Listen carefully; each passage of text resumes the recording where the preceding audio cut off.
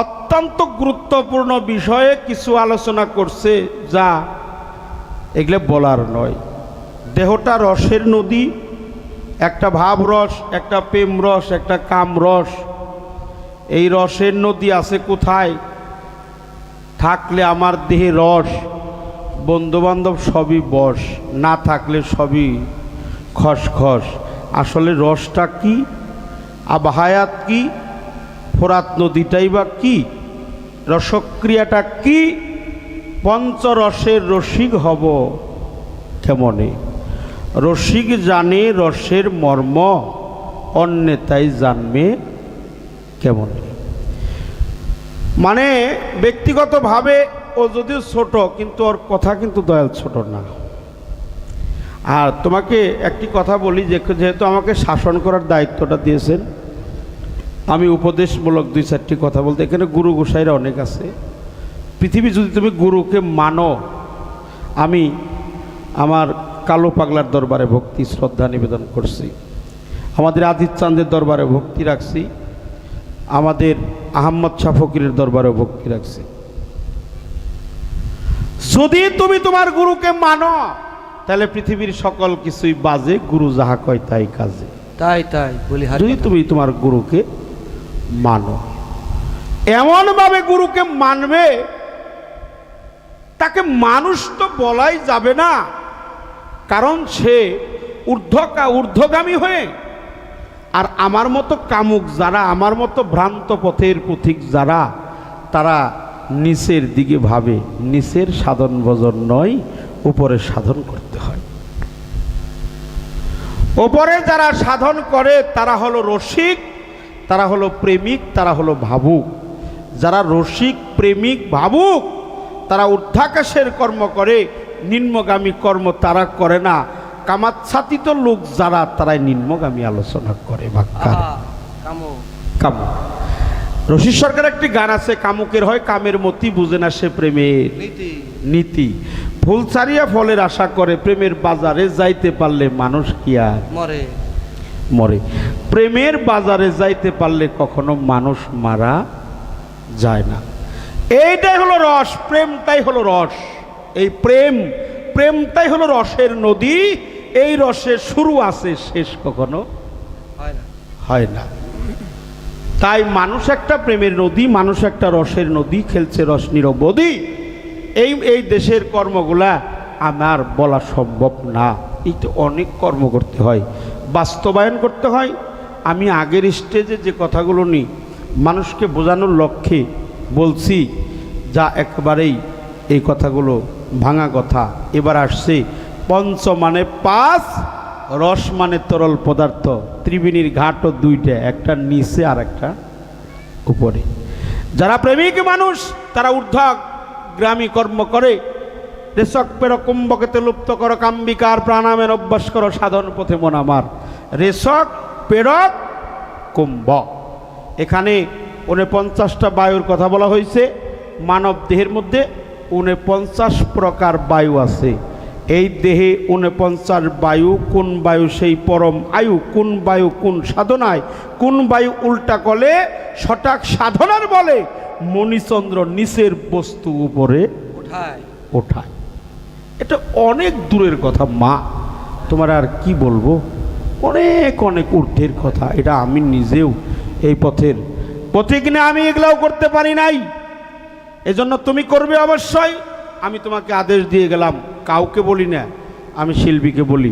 আপনারা তো জ্ঞানী মানুষ, আপনারা তো সাধন মার্গের লোক, ভজন সাধন করেন, কর্মধারী লোক। মানিকগঞ্জের মানুষের তুলনাই হয় না। এরা জানেও বেশি, মানেও বেশি, আমল করেও বেশি। যেমন এটাকে রসনা বলা হয়, এটাকে রসনা বলা হয়, মুখ বলা হয়, বদন বলা হয়, আবার বে বলা হয়েছে। এটা নাসিকা বলা হয়। এখান থেকে 12.5 আঙ্গুলি মাইপে এই জায়গাটার নাম হলো বজ্রাক্ষ ত্রিবেণীর ঘাট বলা হয়। এখানেও ত্রিবেণীর ঘাট আছে, এখানেও ত্রিবেণীর ঘাট আছে, নাভির নিচেও ত্রিবেণীর ঘাট আছে। তাই সেই ঘাটে আমাদের মানিকগঞ্জের মানিকরতন আরেকজন সাধক ছিলেন, যিনি কবি গান গাইতো, নাম হলো রাধাবল্লভ সরকার। উনি একটা গান গেছে, গানে লিখেছেন, তার বাণীর মধ্যে লিখছে যে কি আছে ৭২,০০০ নারী, আছে সবার বাড়ি বাড়ি। এই জগতের বাড়ি না, এই দেহের বাড়ি। আছে ৭২,০০০ নারী, এ আছে সবার বাড়ি বাড়ি। ইরা তার মধ্যে ৭২,০০০ নারীর মধ্যে ৩টা নারী অতি বলিহারী। ইরা পিঙ্গলা সুষম্মা নাম ধরি, নারীর তত্ত্ব না জানিয়া কেউ যায়ও না নারীর বাড়ি, আগে তুই সাধন করগার নারী। মা হলো সাধন করার বিষয়, নারী হলো সাধনার সহচর, সখী, সঙ্গিনী, গুরুবন। সে যদি আপনার কথা না শুনে তাহলে কি আপনার ভজন হবে? এজন্য মায়ের কাছে পৃথিবী গুইরা পাইবে ১২ আর ঘরে হইল ১৩। ঘরের ১৩ যার সঠিক হয় নাই, তার জগৎ ঘুরলেও কোনো কিছু লাভ হবে না। গয়া কাশী বৃন্দাবন, লাঙ্গলবন্ধ মক্কা মদিনা, সিদরাতুল মুনতাহা আর আসমান জমিন কোনো জায়গায় গিয়ে তার শান্তি হবে না। কেন হবে না? এজন্যই হবে না, ওর ঘরই ঠিক নাই।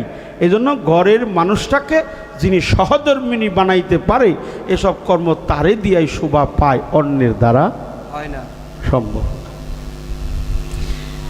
এই জন্য কথা বলতে হয়, মানুষের প্রকৃতির সাজে সাজতে হবে, আমাকে নারী সাজতে হবে। মা তুমি তো নারী, তোমার নারী সাজতে হবে। আমরা সকলেই নারী। এই দেহের মধ্যে ৭২,০০০ নারী, তার মধ্যে ৩টা নারী, ইরা পিঙ্গলা, কত্তপ্রমযস্বিনা, বিশুদারী, শঙ্খিনী, চিন্তামণি, অধবা, বিধবা, সদবা, সাধবা, হস্তনী, পদ্মিনী, সাংখিনী, চিন্তামণি, ভক্তিদায়িনী, শক্তিদায়িনী, মুক্তিদায়িনী, জ্ঞানরূপ আদ্যান্দিহী, অর্ধাঙ্গিনী, বউ, স্ত্রী, সমস্ত ১৯টা নারীর রূপ আছে। তার মধ্যে তুমি কি রূপ দর্শন করো? সে যেন তোমার ধর্ম কাজে সহযোগিতা করে, সে হলো সহধর্মিণী। তাকে তুমি সহধর্মিণী বানাবে। অবশ্যই সহধর্মিণী বানাইলে এইসব কর্ম তুমি করতে পারবা। পঞ্চ মানে ৫, রস মানে তরল পদার্থ। ৫টি তরল পদার্থ দিয়ে আমাকে আপনাকে তৈরি করছে। কি? একটা হলো কি, রজ্জবালী দেওয়ানের গানে বলছে, সাধক রজ্জবালী দেওয়ান বাবাজানের গানে বলছে, শব্দ, স্পর্শ, রূপ, রস, গন্ধ। শব্দ, স্পর্শ, রূপ, রস, গন্ধ, কিসে জীবের হয় আনন্দ, জানলে যাবে মনের ছন্দ, আলো হবে আধার গড়। এখানে উনি ওনার গানে বলছে শব্দ, স্পর্শ, রূপ, রস, গন্ধ। আর আমার দয়াল লিখছে পঞ্চরস রসেই ভরা, পান করে সাধু তারা, নুরানি তার চেহারা দেখে চিনে নিও, মুর্শিদ কইলে কোনো গোপন কথা কাউরে না বলিও, হাতে তুলে দিলে কিছু প্রেমানন্দে খাইও।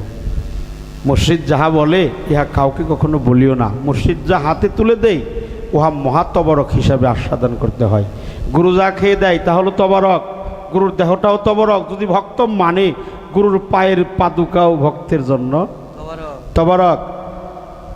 গুরুর পায়ের জুতা জোড়া এটাও ভক্তের জন্য তবরক। আমাদের সাওয়ালি নওশের পাগলার আঙ্গিনায় গিয়ে দেখবেন, ওনার গুরুর সমাধি রাখছে এক জায়গায়, বাবা নওশের চানকে রাখছে, মাজার হয়েছে, তার ওপরে ছাদ হয়েছে, গম্বুজ হয়েছে, তার মাজার আছে। পাশেই ওনার পায়ের খরম, কাঠের খরম ছিল না আগে, আজ থেকে ৫০-৬০ বছর আগে মানুষ কাঠের খরম পাই দিত না, এই কাঠের খরম রাখছে। সকাল সন্ধ্যা সেই খরমকেও ফুল জল দিয়ে ভক্তরা শ্রদ্ধা করে, ভক্তি করে। যদি ভক্ত মানে, ভক্তের পায়ের জুতাও, হ্যাঁ গুরুর পায়ের জুতাও ভক্তের জন্য তবারক হিসেবে গ্রহণযোগ্য। যদি কেউ মানে, আর না মানলে তো তার সাথে কোনো কথাই না, কথা নেই। মানলে অনেক কিছু, না মানলে তার সাথে কোনো কথা নাই। তাই তুমি মানো, তোমাকেই বলি, তুমি খুব খেয়াল করে শুনবে, খেয়াল করে মানবে, খেয়াল করে জানবে, এই কর্মগুলো তোমার দ্বারা করবে। শব্দ, স্পর্শ, রূপ, রস, গন্ধ, কিসে জীবের হয় আনন্দ। এখানে আছে ৫, পঞ্চ মানে ৫, রস মানে তরল পদার্থ, নুন, নীর, ফুল, ফল, মধু, সংমিশ্রণে হলো পঞ্চরস। আছে পঞ্চরসের ফোঁটা, দেও প্রেম অনুরাগের গোটা, খাইতে পারলে ২-১ ফোঁটা জন্ম মরণ হয় না তাপ। আছে পঞ্চরসের ফুটা, দেও প্রেম অনুরাগের ঘুটা। পঞ্চরসের ফুটা, দেও প্রেম অনুরাগের ঘুটা ঘুটা, খেয়ে নিলে ২-১ ফোঁটা জন্ম মরণ হয় না তার। বলি হারি বেটা, তোমার একটা বুঝাইলাম। আচ্ছা, ৭টা সমুদ্র, ১৩টা নদী। আচ্ছা, নদী কি? আশা নদী, কাম নদী, মায়া নদী, প্রেম নদী, ভাব নদী, হায়াত নদী। আশার কোনো শেষ আছে বাবা? নাই, নাই, আশার কোনো শেষ নাই। এই জন্য আমাদের এই কথাগুলো বলতে হয়। তুমি বলছো আমি তোমারে খাওয়িয়ে দিতে পারবো না মা, আমাদের দেওয়ান রশিদের একটা গান আছে, অসীন চিনবি যদি আয় আয়গত আয় সকলে করেছেন আর সময় বইয়া যায় জিটকার। এই গানটার মধ্যে আছে আর একটা গান আছে, খুঁজে দেখ নাসুদ দরিয়ায় সোনার মানুষ নেমে জলে, কি জানো কি বলছে ইশারায়। তাহলে এই যে সাধক যে অমর বাণীগুলো লেখছে এগুলো খুব খেয়াল করো, কর্মগুণে বাস্তবায়ন করো, নিজে চেনো নিজে মানো। তুমি তোমারে চেনো, তুমি কিভাবে তোমারে চিনবে, চিনার লক্ষণটা কি? সনাতন ধর্মে বলছে গুরুতত্ত্বই জ্ঞান কেবলম, গুরু যাকে জ্ঞান দান করে তিনি হলো জ্ঞানী, তিনি হলো চৈতন্য জ্ঞানী। জ্ঞানের মধ্যে পার্থক্য আছে, একটা সাধারণ জ্ঞান আর একটা চৈতন্য জ্ঞান, একটা সূক্ষ্ম জ্ঞান। গুরু যাকে জ্ঞান দান করে, আমার কালো শাহ ফকির যারা জ্ঞান দান করছে, বাবা শাহজাহান শাহ, বাবা রশিদ সরকার যাকে জ্ঞান দান করছেন, আমার সৈয়দ কালো শাহ ফকির যাকে জ্ঞান দান করছে, তিনি হলো জ্ঞানী। এখন দেখি আর এক অন্ধেরে পথ দেখাতে পারে কখন? শ্রী গুরু চৈতন্য বিনেকে তোমায় গরিবের চেতন, অজ্ঞানী যায় জ্ঞানীর কাছে চৈতন্য জ্ঞান পাবার আসে, ওই জ্ঞান বিকশিত যার হয়েছে দেখলেই চেনা যায় তার নয়ন। শ্রী গুরু চৈতন্য বিনেকে তোমায় করিবে চেতন, তোমার চেতন কে করাবে? যদি গুরু তোমাকে চেতন করায় তবেই তুমি চেতন হইবে, আর গুরু যদি চেতন না করায় কেউ তোমাকে চেতন করতে পারবে না। এই জন্য বলছে পঞ্চরসের ফোঁটা দেও প্রেম অনুরাগের গোটা, অনুরাগ থাকতে হবে। আর কিরে তোর ভজন সাধন অনুরাগের সময় গেলে, গুরুপদে প্রেম ভক্তি হইব না মন, হইল না মন হওয়ার কালে। আর জিটকার তালিমে আছে মানব দেহের মধ্যে 18টা মুকাম আছে, 18টা মুকামে 18টা স্টেশন আছে। একটা হলো হুশ দর দম, এই কর্মগুলো তুমি করে নিবে। হুশ দর দম কিভাবে? দমের সাথে হুশ ফেলা, প্রত্যেক দমে দমে তুমি তোমার মুর্শিদকে স্মরণ করো। একটা দম জানি না, অপরাধ মাফ করবে, একটা কথা না বললেই নয়। বাইজিদ মুস্তাফি কয়েকজন ভক্ত নিয়ে নদী পারাপার হইতেছে, একটা ভক্ত ছিল, উনি বাইজিদ মুস্তাফি জায়নামাজ নদীর মধ্যে বিছাইয়া, উনি বাইজিদ মুস্তাফি ওই জায়নামাজে উঠছে, উঠে ওপারে চলে যাবে, এরকমভাবে অবস্থা। তো ভক্তকে বলছে আয়, তার ছাত্র ছিল, বলছে বাবা আয় আমার সাথে। তো উনি বাইজিদ মুস্তাফি আল্লাহর অলি, তো আল্লাহ আল্লাহ করতে করতে জায়নামাজটা ভারসমান হয়ে ওপারে চলে যাবে, এমন অবস্থা। তো বাইজিদ মুস্তাফি শিষ্যটা মনে করছে দয়াল যখন আল্লাহ আল্লাহ কয় তাহলে আমিও আল্লাহ আল্লাহ কই। হ্যাঁ, দয়াল যখন আল্লাহ আল্লাহ কইতেছে তাহলে আমি আর কি কমু, আমি আল্লাহ আল্লাহ কই। যে আল্লাহ আল্লাহ বলছে ও নদীর মধ্যে তলিয়ে গেছে। কেন তলিয়ে গেছে? তখন বলল দয়াল হে, তোমার চরণে এই মিনতি একটা নিবেদন করি, তুমিও আল্লাহ বললা আমিও আল্লাহ বললাম, অথচ তুমি বিজলির নাই পার হয়ে যাবার মতো ভাব, আর আমি নদীর মধ্যে ডুবে যাচ্ছি, আমার আল্লাহ বলার কি কোনো দোষ? তখন বাইজিদ মুস্তাফি বলছিল যে আমি তো আল্লাহরে চিনি, আল্লাহরে চিনি, আল্লাহর সাথে আমার দেখা সাক্ষাৎ হয়েছে, লেনা দেনা হয়েছে, উঠা বসা হয়েছে, কথাবার্তা হয়েছে, এজন্য আল্লাহ আমারে পার করে নিয়ে গেছে। তুই তো আল্লাহরে চিনস না, আল্লাহ ডাকিস ঠিকই, আল্লাহর সাথে তোর চেনা দেনা হয় নাই, তোর সাথে যার চেনা জানা হয়েছে তুই তারে ডাক। বলে তোর কার সাথে চেনা জানা হয়েছে? তুই বল ইয়া বাইজিদ আমাকে পার কর। সুবহানাল্লাহ। যে মুর্শিদ যার উপর সদয় হয়ে গেছে, তে মুর্শিদকে চিনো, মুর্শিদকে ডাকো। শ্বাস প্রশ্বাস এই দুটা শব্দ আসে, একটা বাতনি কথা বলে গেলাম, একটা শ্বাস একটা প্রশ্বাস, একটা পাস একটা আনফাস, একটা আসে একটা যায়, একটা ঠান্ডা একটা গরম, একটা কম একটা বেশি, একটা কার্বন ডাইঅক্সাইড একটা অক্সিজেন, একটা আইতেছে একটা যাইতেছে, একটা শুক্লপক্ষ একটা কৃষ্ণপক্ষ, একটা শুক্রকীট একটা ডিম্বাণু, উপরে বাতাস ভিতরে দম, দমের সাথে সংযুক্ত করা দেহের রতি, যার যত রতি ক্ষয় হবে তার আয়ু তত ক্ষয় হয়ে যাবে। এই রতিও মানব দেহের একটা অংশ, এই রতিও মানব দেহের একটা অমর রস। ইহা যারা মন্থন করে নিজের মধ্যে সংরক্ষণ করতে পারে, জমের আজরাইলও তার জান কবজ করতে পারবে না। তবে এগুলা বলা খুবই সহজ, করা খুবই কঠিন। মা তোমাকে এই পর্যন্ত কথা বললাম। তবে আর একটা কথা হলো, চৈত্রী মাসের দিন তো, চৈত্রী মাসে তো এমনিই পানি নদীতে কি শুকায় না, বাড়ি শুকায়। তো একটা কূপ ছিল, অন্ধকার কূপ, বিড়াল একটা বাচ্চা এপার থেকে ওপারে যাওয়ার সময় বিড়াল ছানাটা পড়ে গেছে হইল কূপের মধ্যে। কূপের মধ্যে পড়ে যাওয়ার পরে বিড়াল ছানাটা ওখানে মারা গেছে।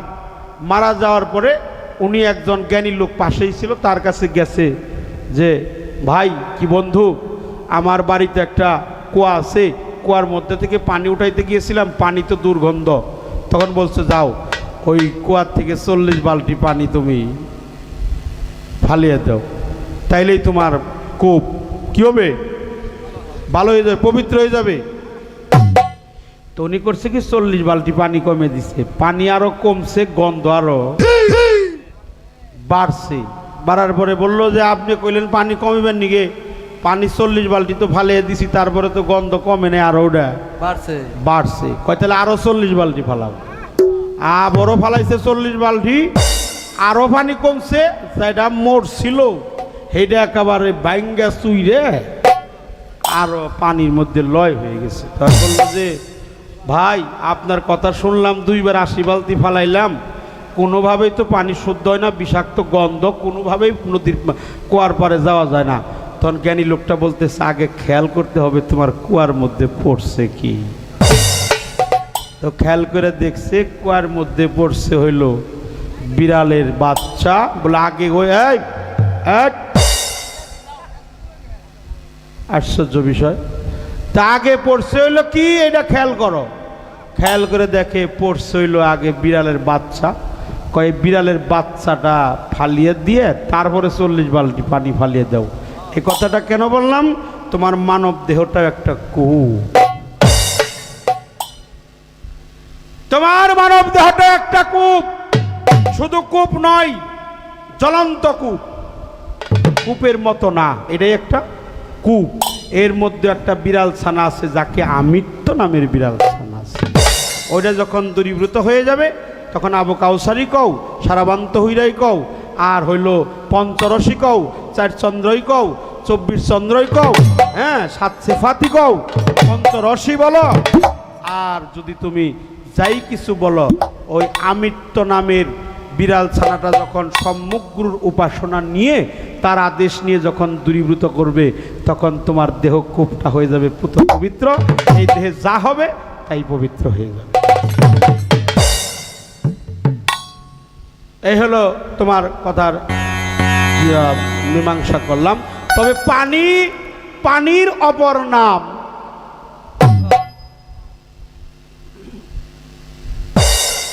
পানির অপর নাম যদি জীবন হয়, তাহলে ফকির একটা গানে লেখছে সাইজি, লালন মূল্য জল পিপাসায় কাছে থাকতে নদী মেঘনা মেঘনা ও যার আপন খবর।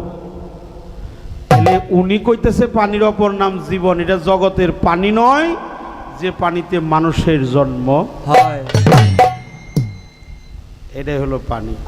পানি ছাড়াও পানি আছে, জানতে হবে যার যার গুরুর কাছে। ওই পানির কর্ম যারা না করে তারা হলো বাল্লাইয়া আদালু, চতুষ্পদ জন্তুর চাইতেও নিকৃষ্ট। একটা গান তোমাকে এখানে আমি শোনাবো, তুমি আমার এই গানটা লক্ষ্য করো।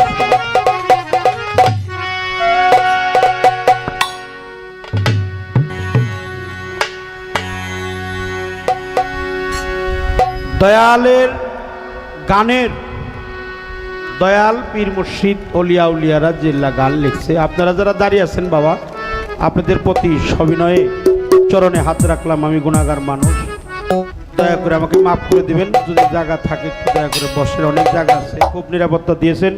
আর এখন এই মানুষগুলো শোনার মানুষ, যারা গান খাইতে জানেন তারাই সবেমাত্র বসে আছেন, যারা দেখতে আসছিল তাদের দেখাও শেষ আর যাওয়াও শেষ। এখন শোনার মানুষগুলো আছেন, চরণে ভক্তি শ্রদ্ধা নিবেদন করি। আজকে এই খাজা মঈনুদ্দিন চিশতি, সকলে বলেন সুবহানাল্লাহ। এই খাজা মঈনুদ্দিন চিশতির দরবারের উসিলায় আল্লাহ আমার জীবনের সমস্ত গুনাহ খাতা মাফ করে দিতে পারে। আল্লাহর ওলি পিরানে পীর দস্তাগীর মাহবুব সুবহানী আব্দুল কাদের জিলানী এই অলির পরশে আমাদের জীবনের গুনাহ খাতা মাফ করতে পারে। কেন পারে? ওনারা হলো অলি আল্লাহ, না অলিউল্লাহ। অলি আল্লাহ, আল্লাহ পরিষদের সদস্য হয়ে গেছে। আল্লাহ যা বলে, ওনারা যা বলে আল্লাহ তাহাই শোনে।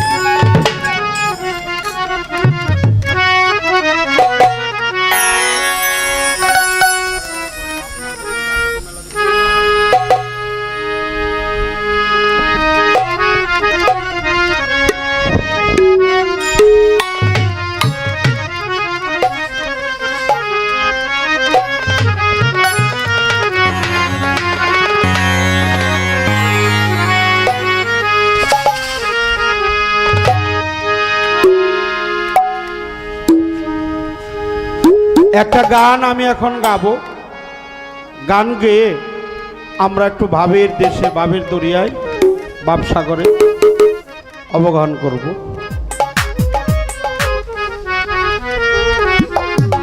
জোর করে ভাব হয় না, বাবা সে যার গায়ে দেখলেই তারে।